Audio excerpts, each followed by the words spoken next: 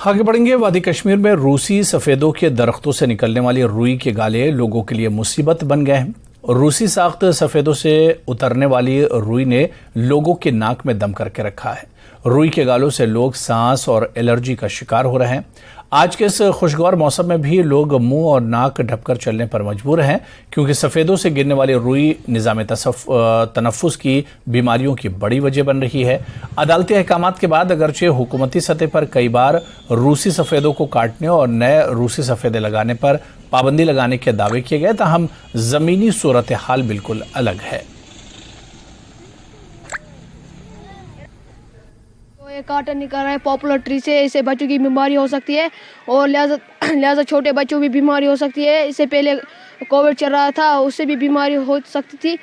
जो ये सभी बच्चे हम स्कूल से निकलते हैं तो नाक में चला जाता है, गला में चला जाता है, फिर इससे बीमारी हो सकती है। जो यहाँ पे पॉपुलर ट्री से काटन निकल रहा है, ये हमारे गले में और मुंह में जा रहा है, इससे हम बीमार पड़ जाते हैं और इससे बहुत तरह की बीमारी होती है। और जो पहले कोविड था उसके अलामत बहुत भी वो फिर भी आ सकता है। लिहाजा हम गवर्नमेंट से रिक्वेस्ट करते हैं इन पॉपुलर ट्रीज को काटा जाए। लिहाजा हम गवर्नमेंट से रिक्वेस्ट करते हैं इन पॉपुलर ट्रीज को काटा जाए। बाकी बस और हम गवर्नमेंट से अपील करते हैं, जो ये सफ़ेदे का दरख्त है, इससे ये रुई निकलता है, इससे ये हमारे नाक में चला जाता है और मुंह में चला जाता है, इससे बीमारी यहाँ पैदा हो जाती है। हम गवर्नमेंट से अपील करते हैं कि यहाँ सफ़ेदों को काटा जाए, ख़त्म किया जाए।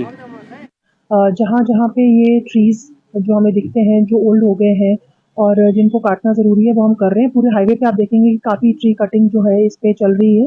वो पुराने भी हो गए और साथ साथ ये पोलन का भी इसमें इशू है। एक फेज मैनर में इसको हम ऑलरेडी बारामूला में कर रहे हैं।